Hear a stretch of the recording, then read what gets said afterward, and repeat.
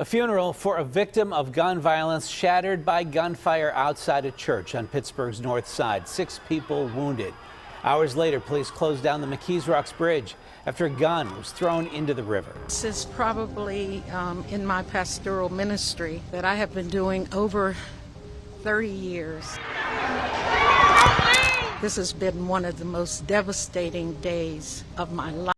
The sun dappled through the stained glass windows of Destiny of Faith Church in Brighton Heights, Pittsburgh, casting a mosaic of color across the polished pews. Families, dressed in their Sunday best, exchanged warm hugs and gentle smiles as they filtered into the sanctuary. Children, restless with youthful energy, fidgeted in their seats, while the comforting hum of conversation filled the air, a prelude to the gospel music that would soon swell through the space. It was a picture of peace, a sanctuary from the bustling world outside, a sacred space where comfort and community resided. Yet, unbeknownst to the congregants, this haven was teetering on the brink of an unspeakable horror, a testament to how swiftly tranquility can be shattered by the echoing consequences of street violence. Hi guys, grab a cup of coffee and settle in for this thrilling true crime story. I'd love to know where you're watching this video from. Let me know in the comments. Don't hesitate to join the conversation too. Your thoughts and input are a vital part of this story. Welcome to 24/7 True Crime Chronicles, where all our stories are based on true crimes. Kindly support us by subscribing to this channel and turn on the notification bell icon so you won't miss any of our newest stories. Okay, let's continue. John James Horns Jr., affectionately known as Jay, was just 20 years old. His godmother, Paige Davis, described him as ambitious, a young man genuinely trying to find his footing in a world that often presented more obstacles than opportunities. He had dreams, perhaps of a stable job or carving out a legitimate path, far from the shadows that often loomed over the north side streets of Pittsburgh. But those same streets had their own relentless pull, a magnetic force for young men seeking belonging, respect, or simply survival. The North Side, a complex tapestry of close-knit communities and underlying tensions, often dictated a script for its residents, a script that too often ended in tragedy. The escalating conflict, initially a murmur among whispers, left a trail of digital breadcrumbs. Investigators would later sift through these virtual footprints, piecing together a brewing storm. The beef, as it was known on the streets, was over territory, a concept as old as human conflict itself. Who could stand where? Who controlled which corners? These weren't abstract questions, they were declarations of power and influence, often ending with mere posturing, sometimes a fistfight. But this time, something felt different.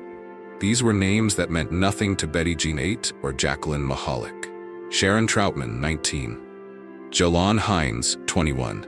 Samuel Pegas, 30. They were players in a drama unfolding on the north side, but their paths were about to intersect with devastating consequences for 2 unsuspecting women.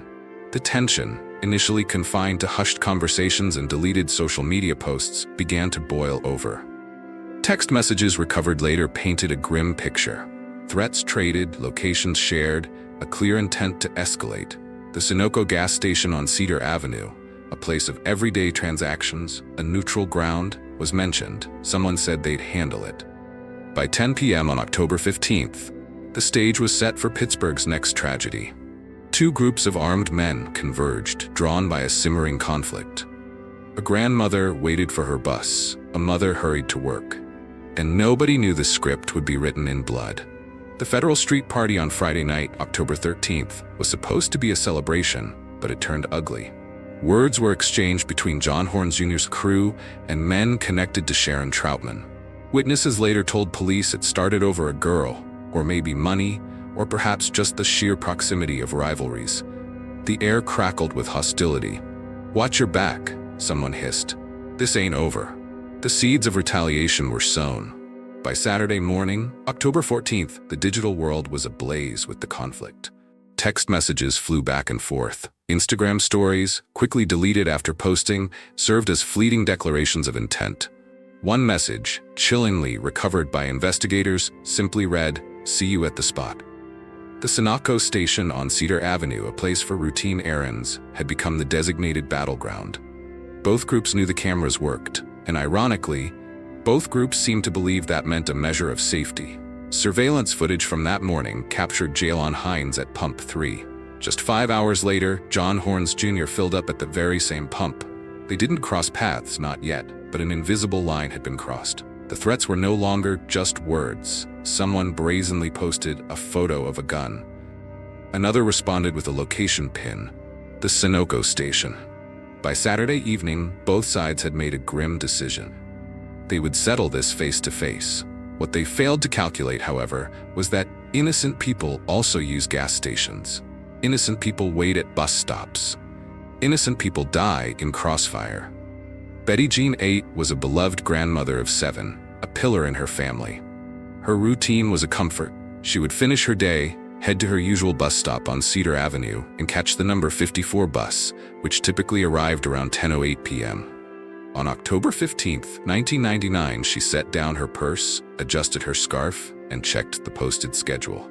She had 13 minutes to wait. 13 minutes that would stretch into an eternity she would never fully comprehend. Just 2 blocks away, Jacqueline Mahalik, a 33-year-old mother, rushed past the giant eagle, her steps quickening as she glanced at her phone. She was running late for her 10:15 p.m. late shift. She had 17 minutes left to live. Betty and Jacqueline, caught in the mundane routines of their lives, were completely unaware that they were about to become collateral damage in a conflict that had nothing to do with them. They simply happened to exist in the space between hatred and revenge, innocent bystanders about to become tragic casualties. At 9:45 p.m., surveillance footage captured John Horns Jr.'s cruise group arriving at the Sunoco station. 3 men exited a vehicle, their demeanor tense as they walked toward the convenience store but didn't enter. They were waiting. 5 minutes later, at 9:50 p.m., a black Hyundai Tucson appeared on Cedar Avenue, slowly passing the gas station not once, but twice. The driver, later identified as 30-year-old Samuel Pegues, was casing the scene, checking to see who was there. At 9:58 p.m., Jacqueline Mahalik walked quickly past the giant eagle, past the bus shelter, her eyes fixed on her phone, utterly oblivious to the unfolding drama. Then, at precisely 10 p.m., the black Hyundai returned. This time, it stopped. Sharon Troutman, 19, was in the passenger seat. In the back, another man, whose identity investigators have not publicly released, was also armed. At 10:02 p.m., a shout pierced the night air across the gas station lot. The surveillance audio was unclear, a muffled challenge, but witnesses distinctly heard, "What's up now?" What happened next took precisely 57 seconds. Horns and his 2 associates, positioned near the park adjacent to the station, drew their weapons. The men in the Hyundai responded, and the night erupted into gunfire. 23 shell casings would later be recovered, representing 2 different calibers, indicating multiple shooters firing from both sides. Betty Ate didn't run. Perhaps she froze in terror. Perhaps the sudden, deafening chaos was too overwhelming for her mind to process before the bullets found her. Jacqueline Mahalik, tragically caught in the middle, was simply walking between the shooters and their targets. Wrong place, wrong second, wrong everything. At 10:03 p.m., the shooting ceased as abruptly as it began. The Hyundai Tucson sped north, vanishing into the night. One of Horns' associates stumbled to a white Hyundai Palisade with Florida plates and fled the scene. John Horns Jr. lay dying in the parking lot, his dreams extinguished by the violence he had inadvertently become entangled in. Betty Ate had collapsed at the bus stop, her life senselessly taken. Jacqueline Mahalik lay on the sidewalk, blood pooling beneath her, another innocent life lost to a war that wasn't hers. The first 911 call came at 10:05 p.m., a frantic voice screaming, "There's people shot everywhere. Oh my God, they're not moving." Allegheny General Hospital was just a block away, and ambulances arrived in under 2 minutes. But it wouldn't matter. 3 people were dead. A 4th, Jalon Hines, had a bullet in his leg, but would survive, bearing witness to the horrific beginning of a war that had just truly begun. Somewhere across Pittsburgh, the men who pulled those triggers were already planning their next moves. Because on these streets, every killing demands an answer. Every funeral becomes a target. And in just 13 days, they would prove it. The morning after the gas station massacre, October 16th, Mayor Ed Gainey stood at the corner of Cedar and Stockton. Behind him, the grim reality of bloodstains still marred the concrete, a stark visual reminder of the previous night's carnage. People are hurting. Let me acknowledge that. I know that. But to go out there and retaliate doesn't make anything better. Got up the sanctuary today. His words, a desperate plea for peace and cooperation, echoed across Pittsburgh. But in certain neighborhoods, a different conversation was happening. Conversations about revenge, about who needed to pay, about which funeral to target. The Horns family, reeling from their devastating loss, began to plan Jay's service. They knew the danger. They had heard the whispers, the veiled threats. They would formally request police protection, a shield against the violence that had claimed John. They would be promised officers, but a tragic miscommunication would send those officers to the wrong address, leaving the sanctuary vulnerable.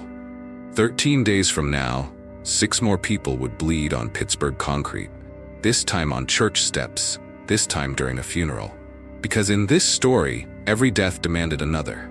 Every funeral became a target, and innocent lives, they were just collateral damage in a war that nobody wins. At 4 a.m. on October 16th, a meticulous blueprint for their investigation.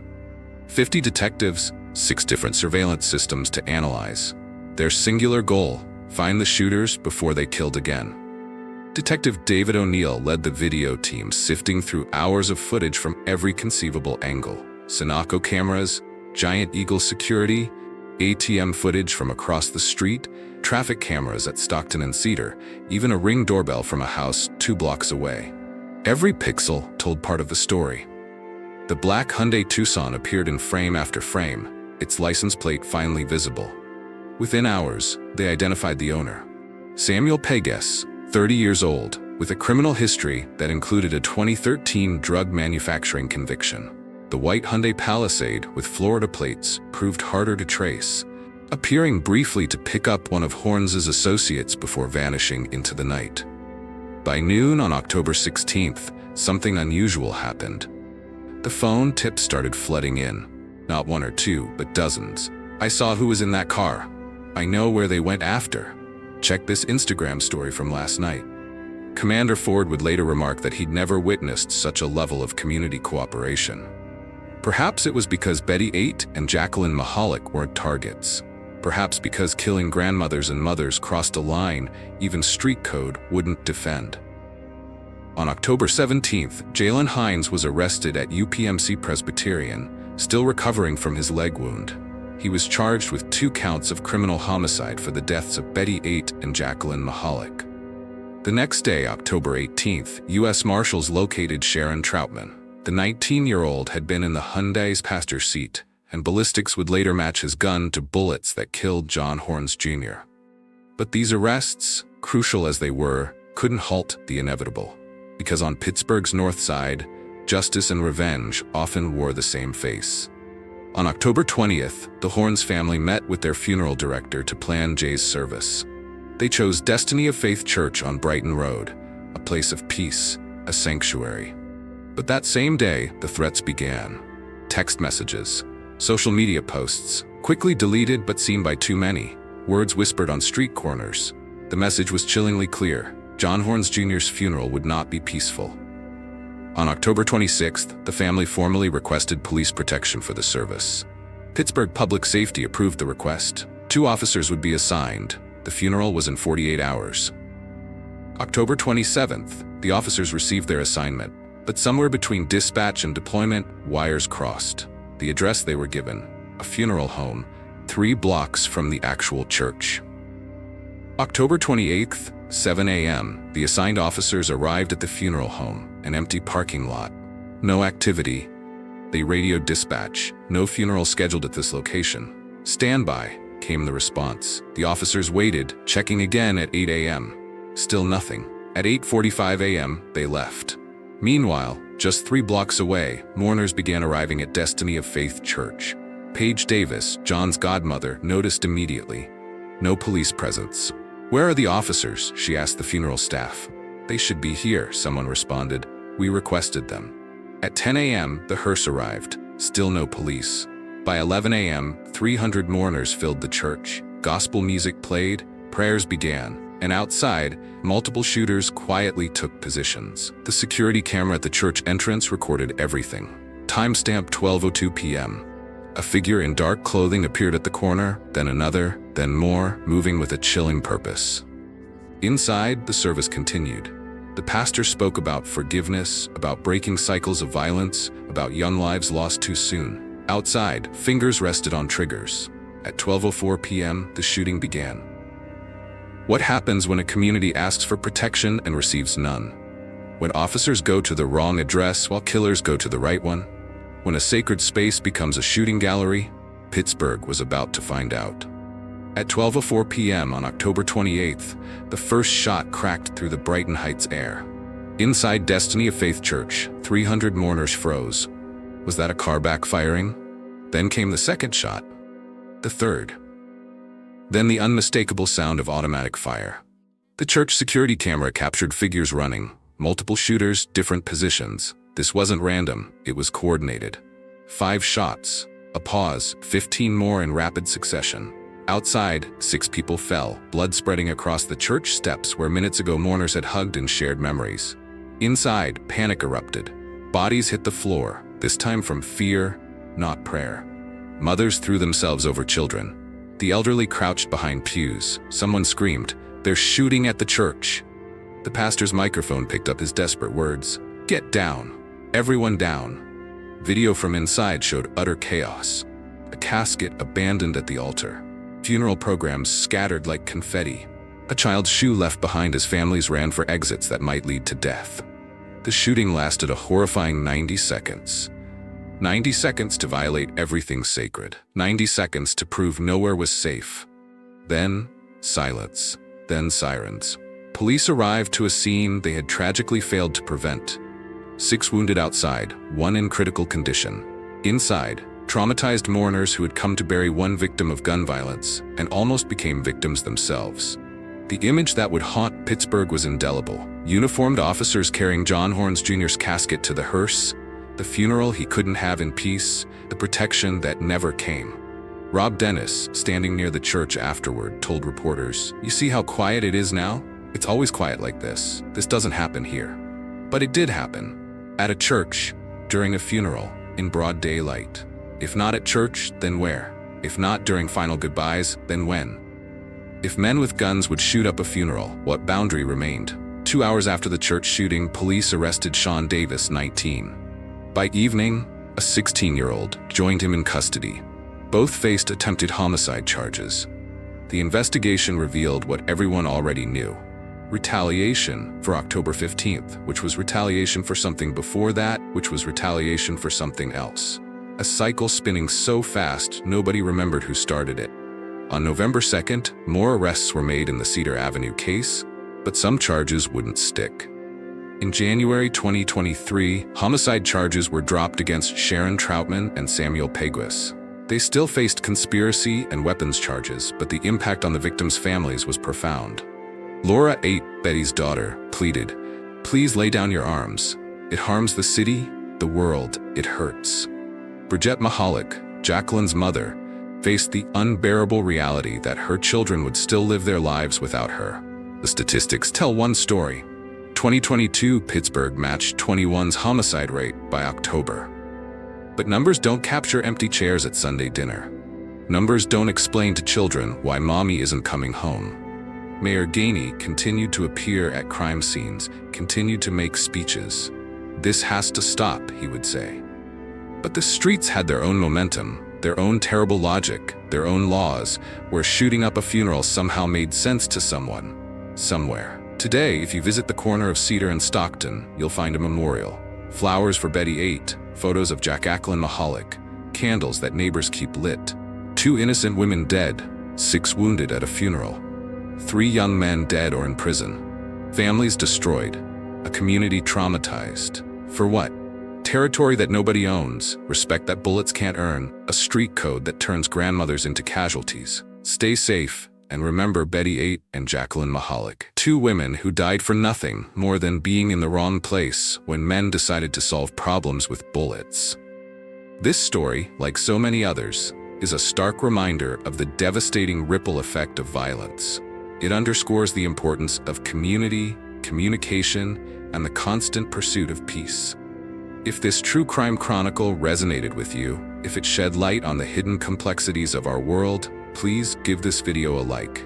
Share it with someone who needs to hear this story, and subscribe to 24/7 True Crime Chronicles for more deep dives into the cases that demand to be told. Your support helps us bring these vital stories to light. Until next time, stay safe and remember the human lives behind every headline.